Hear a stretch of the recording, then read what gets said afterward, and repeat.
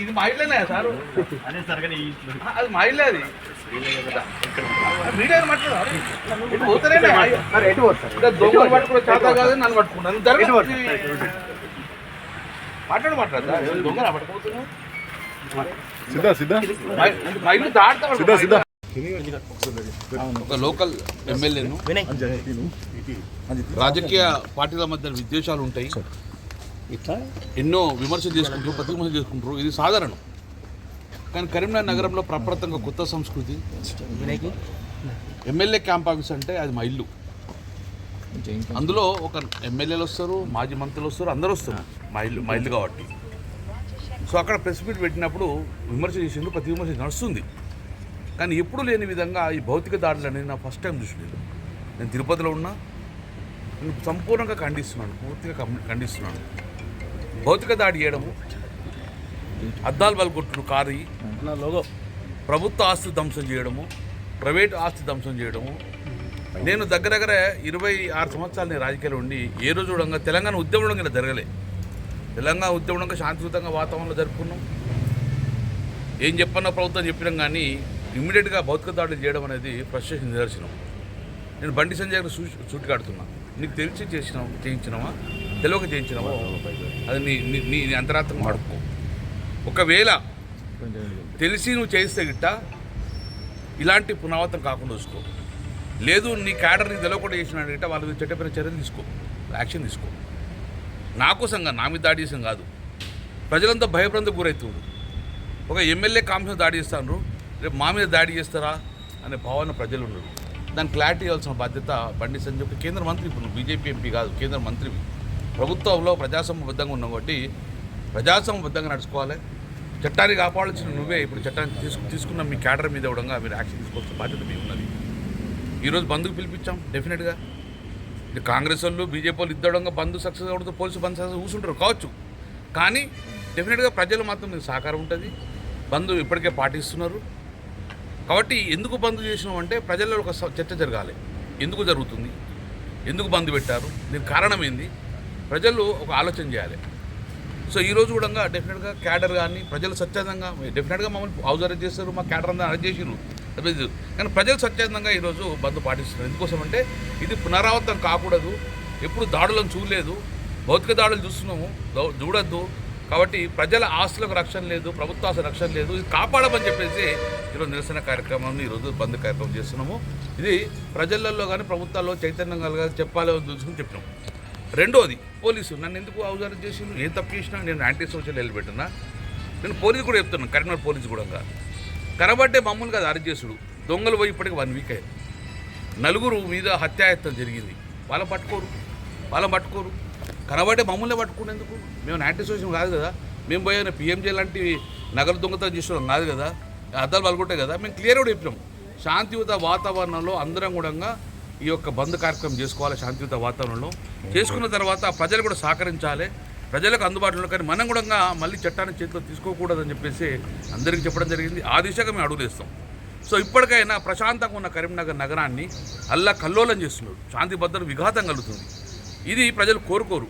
ఇటువంటి రిపీట్ కావద్దు, పునరావృతం కావద్దు అనే ఉద్దేశంతో మేము ఈరోజు కూడా బంద్ చేయమని చెప్పి మా జిల్లా పార్టీ పిలుపునిచ్చింది.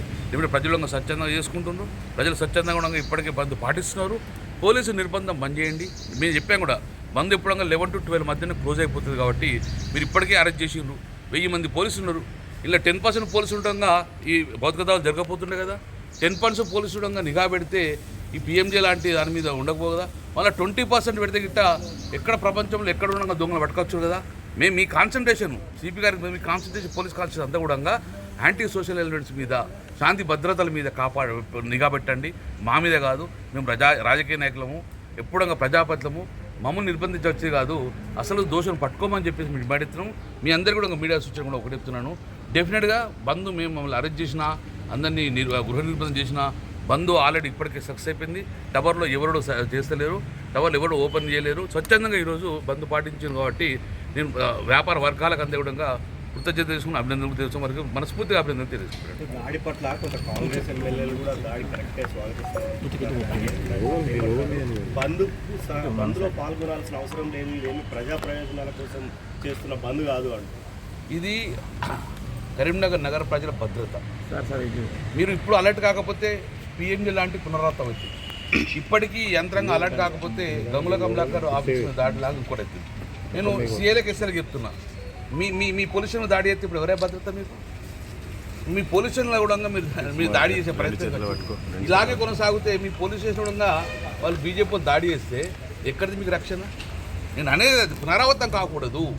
It should not be happen again, it should not be continue. అది నేను కోరుకుంటున్నా. ప్రజలు కంటి నిండా నిద్రపోవాలి, కడుపు నిండా తినాలని మా ఆలోచన. అలాగే కొనసాగింది. మేము ఇప్పుడు 10 సంవత్సరాలు అధికారం ఉన్నాం. మేము 10 సంవత్సరాలు మంత్రిగా ఉన్నాం. మా మీద చాలా విమర్శలు చేశారు, ఇష్టాంశంగా విమర్శలు చేశారు. ఎవరికి భౌతిక దాడి చేయలే కదా, ఎవరిని కొట్టలే కదా, కనీసం ఒక్కరైనా పోలీస్ స్టేషన్ లేచి కొట్టిపోయలే కదా. అది కాదు మా ఉద్దేశం. మీరు దాడికి ప్రతి విమర్శ చేయండి, కానీ ఈ దాడుల సంస్కృతి బండి సంజయ్ గారు రెట్టి బస్సు ఇటువంటి ప్రోత్సహించకండి. మీ ఒకవేళ గిట్ట మీకు తెలియకుండా మీకు క్యాడర్ చేస్తే కూడా కంట్రోల్ చేసే బాధ్యత మీదే. లేకపోతే వాళ్ళు యాంటీ సోషల్ మీడియా తయారవుతారు. నేను మళ్ళీ కూడా చెప్తాను, ఎవరో దాడి చేసినా డెఫినెట్గా రాసుకుంటాం, మర్చిపోం మేము. 100% మర్చిపోం మేము. మా అవసరం మీద దాడి చేసి చూసి కూర్చోం. అధికారం మీకు శాశ్వతం కాదు, మాకు వస్తుంది అధికారం. కానీ ఎవరైతే దాడి చేసిందో డెఫినెట్గా వాళ్ళకు మాత్రము శిక్ష కంపల్సరీ పడుతుంది. వాళ్ళు డెఫినెట్గా వాళ్ళకు ఏం తగిన శిక్ష అనో ఆ తగిన శిక్ష డెఫినెట్గా పడుతుంది. సార్, హుజురాబాద్ ఎమ్మెల్యే ఇక్కడికి వచ్చి ప్రెస్ మీట్ పెట్టే అవసరం లేదు. కరీంనగర్ అంటే ఒక కరీంనగర్ హెడ్ క్వార్టర్, జిల్లాకు హెడ్ క్వార్టర్, ఉమ్మడి కరీంనగర్ జిల్లాకు హెడ్ క్వార్టరు. ఇక్కడ కలెక్టర్ ఉంటారు, సిపిలు ఉంటారు, ఇక్కడ ఆర్ఎండ్ గెస్ట్ హౌస్ ఉంటుంది, ఎమ్మెల్యేలు అందరూ రావచ్చు. మరి కాంగ్రెస్ ఎమ్మెల్యేలు ఇక్కడ ఉంటారు కదా, గవర్నమెంట్ సత్తా ఇక్కడ ఉంటాడు కదా, మెడికల్ సత్తా కూడా వస్తుంది కదా. వాళ్ళు పెట్టరచ్చిపోయింది, మామూలు పెట్టరాదా? ఎమ్మెల్యేకు ఎక్కడైనా స్వేచ్ఛ పోయి రాష్ట్రం అంతా తిరగవచ్చు. తర్వాత కరీంనగర్ హెడ్ క్వార్టర్ అనేది అందరు ఎమ్మెల్యేకు ఉంటారు, ఎవరైనా ఎమ్మెల్యే రావచ్చు. కరీంనగర్ హెడ్ క్వార్టర్ ఇక్కడ ఒక కరీంనగర్ కాన్స్టిట్యూన్సీ సంబంధించి కాదు కదా, హెడ్ క్వార్టర్ ఇది, జిల్లా హెడ్ క్వార్టర్ ఇది. 48 గంటల్లో తన పైన చేసిన ఆరోపణలు నిరూపించకపోతే సంజయ్ ఇక్కడ కేటీఆర్ని అడుగు పెట్టనివ్వా అని కూడా అన్నారు. నేను మళ్ళీ అదే చెప్తున్నా కదా, అడుగు పెట్టనియము, ఇల్లు ధ్వంసం చేస్తాము, సంస్కృతి మంచి కాదు అంటన్నా. తెలంగాణ ఉద్యమంలో ఉండగా తెలంగాణ ఉద్యమం సామరస్యంగా ఆంధ్రలో నిలగొట్టలే కదా. నేను అనేది అది, నువ్వు అడుగు పెట్టనియము, గిడిగిరేయటం ఎవరు జాగిరి కాదు కదా. నేను ఒక్కటే మీకు చెప్తున్నా, ఇది ప్రజాస్వామ్యబద్ధంగా నడుచుకోవాల్సిన బాధ్యత ప్రతిపక్ష అధికార పార్టీలో ఉన్నది. మీరు కేంద్ర మంత్రి గారు ఇలాంటి వ్యాఖ్యలు చేయకూడదు. ఇలాంటి వ్యాఖ్యలు సరికావు. ఇది చట్టాన్ని చేతితో తీసుకున్న వ్యాఖ్యలు, వాటిని తీసుకోవద్దని చెప్తున్నాను నేను. మనం అల్టిమేట్గా మనం అందరం కలిసి ఎవరి కోసం పనిచేస్తాం? ప్రజల కోసం. ప్రజల అశాంతి నెలకొనే పరిస్థితి లేదు, ప్రజలు శాంతియుత వాతావరణంలో నెలకొనే పరిస్థితి తీసుకోవాలి. అందుకే మా తాపత్రం డెఫినెట్గా ఈ బంద్ సక్సెస్ చేస్తూ దానికి కారణం ఏంటంటే ఇది పునరావృతం కావద్దు, దాడుల సంస్కృతి కరీంనగర్లో నగరం లేదు, రానియద్దు అని చెప్పేసి మీరు బంద్. సార్, దాడిపైన చట్టపరమైన చర్యలపైన మీకు సమాచారం ఉందా సార్? చర్యలు తీసుకున్నారా పోలీస్ డిపార్ట్మెంటు? నేను అది అంటాను కదా, పోలీస్ డిపార్ట్మెంట్ అనే వ్యక్తులు ఇంటెలిజెన్స్ వ్యవస్థ కరెక్ట్గా ఉంటే మా ఆఫీసు దాడి జరుగుతుందా? 15 నిమిషాలు మారణ ఆయుధాలు తుపాకులతోటి పిఎంజే జ్యువెలర్స్ లోపల ఉంటే ఇప్పటికి వాళ్ళు అరెస్ట్ చేయలే. బయట మరి నగరం నడిబొడ్డునో 15 నిమిషాల పాటు పిస్టల్ పట్టుకొని పిఎంజే లోపల ఉండి 40 కాల్పులు జరిగిన తర్వాత యథేచ్ఛకు వాళ్ళు బయటకు వెళ్ళి వాళ్ళు రాష్ట్రం దాటిపోయిందంటే ఎక్కడుంది మనకు ఇంటెలిజెన్స్ వ్యవస్థ? ఎక్కడుంది లా అండ్ ఆర్డర్? నేను అనేది అది, ఒకవైపు దోపిడీ చేస్తారు, ఒకవైపు ఆస్తులు ధ్వంసం చేస్తున్నారు. కరీంనగర్ నగరంలో అల్లకల్లోలం అవుతుంది. ఇది కంట్రోల్ చేయమంటున్నాను నేను, ఇది కంట్రోల్ చేయాలి. పోలీసు బాధ్యత కదా. ఎవరికి భద్రత ఉంది? మీ మీడియాకి భద్రత ఉందా? ఎవరికి భద్రత లేదు. పోలీస్ స్టేషన్కి భద్రత ఉందా? ఇలాగ ఒకరిసారి పోలీసులు దాడి చేస్తారు, ఎవరు కంట్రోల్ చేయాలి? సరే, ఇప్పుడు ఆస్తులు ధ్వంసమైంది, దానికి రిపేర్ చేసుకోవచ్చు. రేపు పొద్దున ఎమ్మెల్యే మీద దాడి చేసే పరిస్థితి వస్తుంది. రేపు పొద్దున మా అధికారం శాస్త్రం కదా, మాకు రాదు అధికారం. సో అటువంటి కొనసాగద్దు అని చెప్పేసి నేను మీడియాకు రిక్వెస్ట్ చేస్తున్నా. ఇది ప్రజాస్వామ్యబద్ధంలో ఇటు జరగకూడదని చెప్పి నేను కోరుతున్నాను. Thank you. ఇల్లు ఇది నా ఇల్లు, దునుకుపోతున్నా నేను. యాంటీ సోషల్ మీడియా నా మారణ ఆయుధాలు నా మీదన్నా ఎందుకు? మీరు ఎందుకు మరి గేట్ దాడుతున్నాను నేను? మా ఇల్లా ఇది అంటే హౌస్ అరెస్ట్ అంటే మా ఇల్లు కూడా దాటినావా?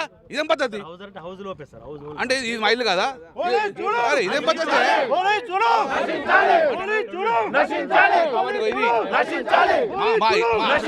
ఇది మా ఇల్లు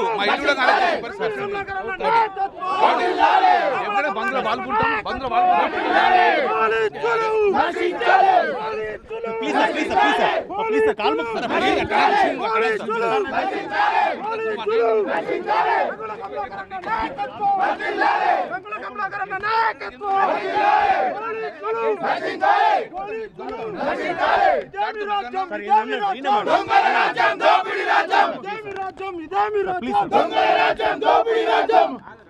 నేను మీడియా కూడా నేను మీడియా కూడా పోతున్నాను కదా, మీడియా కూడా రిక్వెస్ట్ చేస్తున్నా. ఇంత అరాచమా? నేను దొంగనా? 4 సార్లు గెలిచిన ఒక మాజీ మంత్రిని. నేను శాంతియుతంగా నా ఇంట్లో ఉండడంగా నన్ను నిర్బంధం చేస్తూ కాదే, యాంటీ సోషల్ ఎలిమెంట్స్ నిర్బంధం చేయండి, దొంగలను నిర్బంధం చేయండి, ప్రజల రక్షణ కల్పించండి. ప్రజల ఆస్తుల మీద ధ్వంసం జరుగుతుంది, ప్రభుత్వ ఆస్తుల మీద ధ్వంసం జరుగుతుంది, ప్రజల ఆస్తు నగలెత్తుకపోతున్నారు. మీరు దాని మీద కాన్సెంట్రేట్. 1000 మంది పోలీసులు 9 చుట్టేందుకు నేను కనబడ్డాను. పొద్దులైతే కనబడి దొంగల మీద పట్టుకోండి, ఇటువంటి యాంటీ సోషల్ మీద పట్టుకోండి. అట్లా ప్రజలకు శాంతియుతంలో బతికే పరిస్థితి తీసుకురాలి. మేము సందర్భంగా బీజేపీ నేతలకు మీరు ఏం చెప్పదలుచుకున్నారు? నేను ఒక్కడే చెప్తున్నా, బండి సంజయ్ కూడా ఒకటే చెప్తున్నా. సంజయ్ గారు, ఇది నువ్వు ఒక మంత్రివి, నీ క్యాడర్ మొత్తం పలుకొట్టిండ్రు, మీరు యాక్షన్ తీసుకోవాలి. చట్టాన్ని కాపాడాల్సిన మీరే, చట్టాన్ని చేతులు తీసుకునే విధంగా చేయకండి. ఒకవేళ మీకు తెలియక జరిగిందని మీరు అంటుకుంటా, మీరు డెఫినెట్గా వాళ్ళ యాక్షన్ తీసుకోండి, పునరావృతం కాకూడుకోండి. ప్రజల ఆస్తుల రక్షణ కల్పించేది మీరే, కానీ ప్రజల ఆస్తులు ధ్వంసం చేస్తుంటే మీరు చూస్తూ ఊరుకోకుండా అని చెప్పి నేను కూడా చెప్పడం జరుగుతుంది. మంత్రి పైన ఫిర్యాదు చేయబోతున్నారు, మీరు కూడా ఎందుకంటే అతనే కారణం అని చెప్తున్నారు దాడికి. నేను ఒక్కడే చెప్తున్నాను, మంత్రి ఒకవేళ కారణం అయితే మంత్రి పునాది చేసుకోవాలి. మంత్రి నాకు సంబంధం లేనప్పుడు డెఫినెట్గా మంత్రి వాళ్ళ మీద యాక్షన్ తీసుకోవాలి. నా డిమాండ్ అది. ఎవరెవరైతే వాళ్ళు పాల్గొన్నారో వాళ్ళ మంత్రి యాక్షన్ తీసుకోవాలని చెప్పి నేను డిమాండ్ చేస్తాను. ప్రజలకు, మనం పోలీసుకు చెప్పండి, వీళ్ళని యాక్షన్ తీసుకోమని చెప్పి మీరే స్వచ్ఛందంగా వచ్చి బండి సంజయ్ చెప్పాలని కోరుతున్నాను. 100% బండి మీరు బయట ఉండి సక్సెస్ అవుతుంది. మేము ఇక్కడ ఉన్నా కూడా బంధు స్వచ్ఛంగా పాటిస్తారు. ఎందుకంటే బంధు వాళ్ళు నేను కూడా నాకు చెప్పారు, ఇవాళ ఎమ్మెల్యే ఆఫీస్ దాడి చేశారు, రేపు మాంసం దాడి చేస్తారు కదా, మా మాస్టర్కి ఎవరు రక్షణ? కాబట్టి డెఫినెట్గా ప్రభుత్వం కళ్ళు తెరవాలంటే మేము బంధు పాటిస్తుంది. పరిణామాలు చూస్తుంటే బీజేపీ కాంగ్రెస్ ఒకటైన భావన కలుగుతుందా మీకు?